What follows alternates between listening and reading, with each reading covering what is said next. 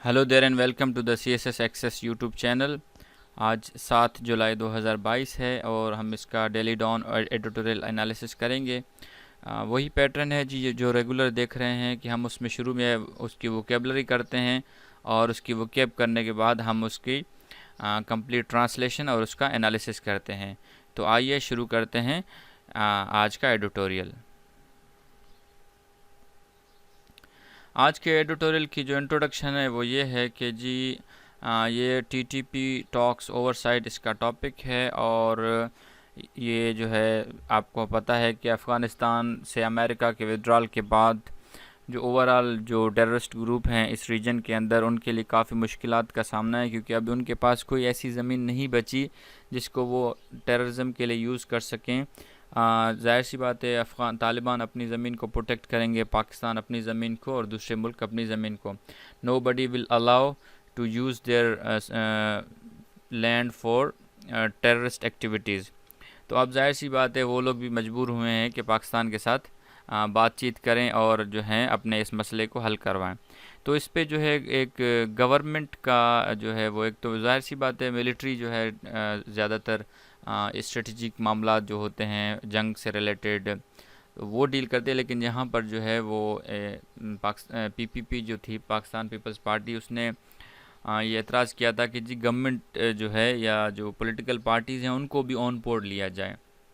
तो उसके हवाले से इसमें बताया गया है और ये बताया गया है कि पाकिस्तान की रेड लाइन क्या है, यानी कौन कौन से इश्यूज़ हैं जिनको पाकिस्तान जो है उन डिमांड्स हैं TTP की जो पाकिस्तान नहीं मानेगा, उस पर कोई बातचीत नहीं होगी और कुछ सजेशंस भी हैं कि क्या क्या करना चाहिए। तो ये सारी चीज़ें हम इसके करेंगे ट्रांसलेशन और एनालिसिस के दौरान, लेकिन अभी इसकी हम वोकेबलरी देखते हैं।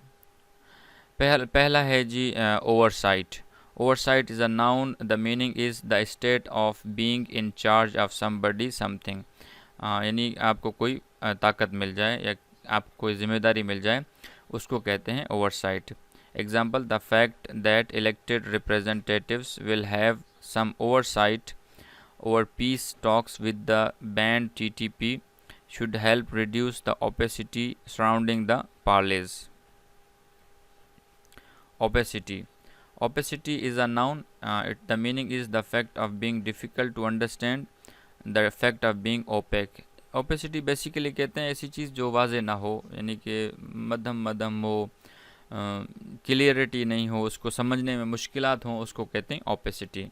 Example, the fact that elected representatives will have some oversight over peace talks with the banned TTP should help reduce the opacity surrounding the parleys. Parley.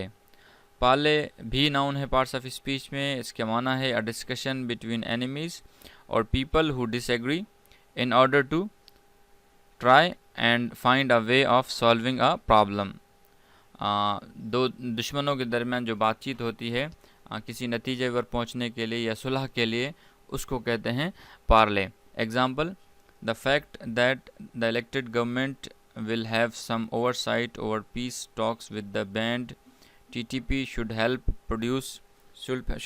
reduce the opacity surrounding the parleys। तो इसमें तीनों जो अल्फाज हैं वो आपको आ गए, oversight, opacity और पार्लेज। इस जुमले में ये तीन लफ्ज़ मुश्किल थे, तो ट्रांसलेशन में कोशिश कीजिएगा कि आपको इनका माना याद रहे। Marathon. Marathon is an adjective, the meaning is lasting a long time and requiring a lot of effort, concentration etc। Marathon race आपने सुना होगा, यानी मैराथन कोई ऐसी चीज़ होती है जो बहुत ज़्यादा देर तक रहे या जिसके अंदर बहुत ज़्यादा आपको काम करना पड़े या जिसमें आपको बहुत ज़्यादा तवज्जो देनी पड़े, उसको कहते हैं marathon. Example, in this regard a marathon session was held in Islamabad on Tuesday with the military's top brass briefing lawmakers and other civilian stakeholders about the peace process under the aegis of Parliamentary Committee on National Security. Under the aegis idiom है, the माना है with the protection or support of a particular organization or a person। Under the edges आपने उर्दू में सुना होगा सरबराही, कि भाई फ़लाँ की सरपरस्ती में, फ़लाँ की सरबराही में। तो वो होता है कि जी हुकूमत की सरबराही में या हुकूमत की सरपरस्ती में ये काम हो रहा है। तो किसी की सपोर्ट प्रोटेक्शन किसी ऑर्गेनाइजेशन की या किसी पर्सन की तरफ से हो जो सपोर्ट, उसको कहते हैं under the aegis of something. Example, in this regard a marathon session was held in Islamabad on Tuesday with the military's top brass briefing lawmakers and other civilian stakeholders about the peace process under the aegis of the military committee, the parliamentary committee on national security। Huddle, huddle जो है वो noun है, ये verb भी है लेकिन यहाँ पर नाउन के तौर पर इस्तेमाल हुआ है। अ क्विक प्राइवेट कॉन्फ्रेंस, यानी छोटी बातचीत को कहते हैं। वैसे गुफ्तगू कहते हैं, नेगोशिएशंस को कहते हैं huddle. Example, some positive outcomes of the huddle were the formation of parliamentary oversight committee that would monitor the talks, while it was decided that erstwhile FATA's merger with KP, respect for the constitution and disarming of the TTP were Pakistan's red lines। Splinter group ये पूरा एक नहीं, ये पूरा जो है splinter और group दोनों मिला के एक नाउन बनता है। स्प्लिंटर ग्रुप का मतलब है a small group of people that has separated from a large one, specially in politics. जैसे कि PMLN नून है, तो वैसे तो PMLN थी लेकिन PMLN नून बन गई। जैसे कहते PTI जो है J बनेगी, जहांगीर तरीन साहब उसको अलग बनाएंगे। इसी तरह फैक्शंस होते हैं सोसाइटी के अंदर, जो एक बड़े पार्ट से जुदा होकर एक स्मॉल पार्ट जब वो बनता है तो उसको कहते हैं splinter group. Vary is an adjective in the parts of speech meaning care when dealing with somebody something because you think that there may be a danger or problem। किसी भी चीज़ के साथ हाल हवाल करने में या उसको डील करने में आपको बहुत ज़्यादा एहतियात बरतनी होगी। क्यों? क्योंकि ये पॉसिबिलिटी होती है कि कोई डेंजर, कोई ख़तरा या कोई मसला हो सकता है, उसको कहते हैं वेरी। इसका सिनोनिम है कॉशियस। ज़ाहिर सी बात है कॉशियस कहते हैं मोहतात रहने को। Example, if this assessment is true then there is all the more reason for the administration to even more wary of the TTP for the militants just might use a peace deal as a ruse to strengthen their network and create more havoc। रूस, ये जी आखिरी word है इसका आज के editorial का। ये noun है, इसका माना है अ वे ऑफ डूइंग समथिंग और of getting something bye cheating somebody. आप कोई काम कर रहे हैं वो या किसी से कोई काम करवा रहे हैं लेकिन धोखे से, फ़रेब से, चालाकी से, मक्कारी से, ट्रिक से। सिनोनिम लिखा हुआ है ट्रिक इसका, तो ये होता है रूस। Example, if this assessment is true then there is all the more reason for administration to be even more wary of the TTP for the militants just might use a peace deal as a ruse to strengthen their network and create more havoc। तो ये थे आज के editorial के मुश्किल अल्फाज। I hope आपको मज़ा आया होगा, आपने एंजॉय किया होगा और समझ भी आई होगी। तो अपनी उससे हमें आगाह करते रहेगा, कमेंट सेक्शन में बताइएगा कि कैसे लगे आपको अल्फाज और कौन कौन से अल्फाज मुश्किल लगे और कौन कौन से आसान। तो हम इसका एडिटोरियल का एनालिसिस और ट्रांसलेशन शुरू करते हैं। आज का टॉपिक है जी TTP टॉक्स ओवरसाइट, कि जो TTP तहरीक तालिबान पाकिस्तान के साथ जो टॉक्स चल रहे हैं उस पर हुकूमत के पास क्या अख्तियारात हैं या हुकूमत की क्या नज़र है, तो वो सारी चीज़ें इसमें आ जाएंगी। The fact that elected representatives will have some oversight over peace talks with the banned TTP should help reduce the opacity surrounding the parleys. कह रहा है कि ये हकीकत के जो रिप्रेजेंटेटिव्स हैं यानी हमारे MNAs, लॉ मेकर्स कहते हैं MNAs को, यानी पॉलिटिकल पार्टीज़ के बारे में कह रहा है रिप्रेजेंटेटिव्स का वर्ड, कि उनको जो है कुछ इख्तियारात दिए गए हैं या उनके साथ कुछ बातचीत शेयर की गई है पीस टॉक के साथ जो कि तालिबान के साथ हो रहे हैं, बैंड TTP तहरीक तालिबान पाकिस्तान के साथ। तो इससे क्या होगा, should help reduce the opacity surrounding the parleys, यानी कि जो नेगोशिएशंस चल रही हैं पाकिस्तान के दरमियान और TTP के दरमियान जो पार्ले है, जो बातचीत है, उसमें जो ओपेसिटी थी, जो इबाहम था, वो अब इबाहम काफ़ी हद तक कम हो जाएगा। While the security establishment had been leading the effort, since last year, with the Afghan Taliban playing the role of facilitators. There had been growing demands, particularly from the PPP, for more civilian involvement in the process. अगरचे जो security establishment है पाकिस्तान की, वो इस कोशिश को कर रही थी पिछले साल से, और जिसकी मदद कर रहे थे तालिबान। अफ़गानिस्तान के तालिबान ने फैसिलिटेटर का रोल प्ले किया हुआ था और वो कर रहे थे, लेकिन पाकिस्तान पीपल्स पार्टी की तरफ से ये डिमांड आई कि जो सिविलियन हुकूमत है उसको भी इन्वॉल्व किया जाए इस टॉक्स के अंदर। इन दिस रिगार्ड, यानी इस डिमांड के तनाजुर में, अ marathon session was held in Islamabad on Tuesday with military's top brass briefing lawmakers and other civilian stakeholders about the peace process under the aegis of Parliamentary Committee on National Security।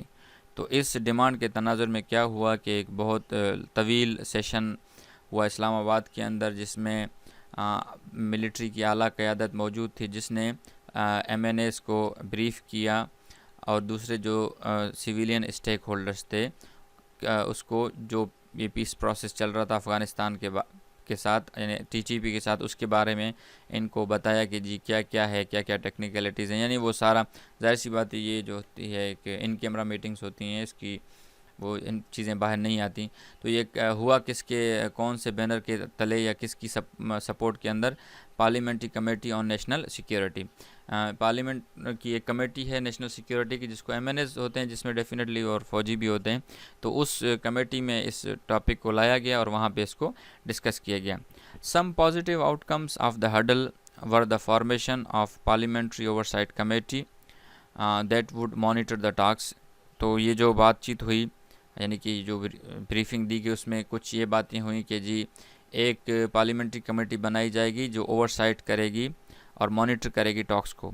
While it was decided that erstwhile FATA merger with KPK, respect for the constitution and disarming of TTP were Pakistan red lines.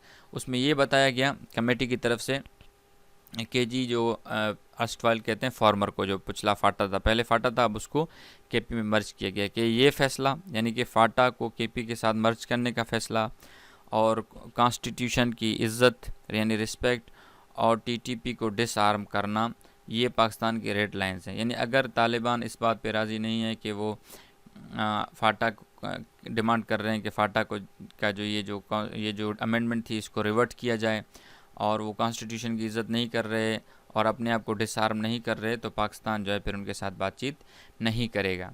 There was a general consensus to continue the talks, though PTM leader and MNA Mohsen Dawar reportedly opposed the palace।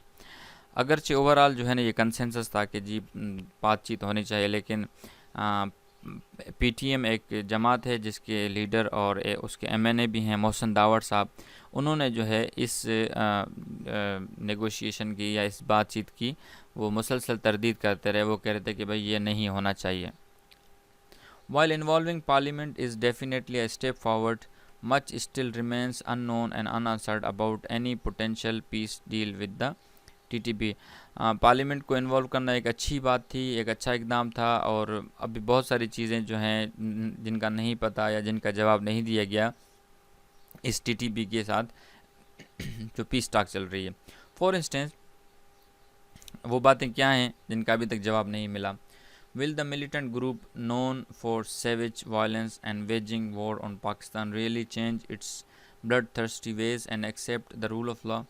ये सवाल है कि जी वो लोग जो ये militant कहते हैं, जो यानी कि दहशतगर्द ग्रुप होते हैं, और ये जो सैवेज हैं, जो जानवरों वाला जो वायलेंस जिन्होंने किया और जिन्होंने पाकिस्तान के साथ जंग की, और जो क्या वो अपना ये जो खूनी खेल है, ये जो खूनी रवैया है, उसको तरक करके वो पाकिस्तान के रूल ऑफ लॉ को एक्सेप्ट कर लेंगे?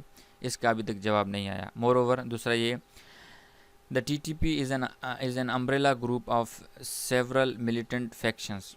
What guarantee is there that if the outfit's leadership agrees to the state's demand, splinter groups will not form and continue to violent struggle?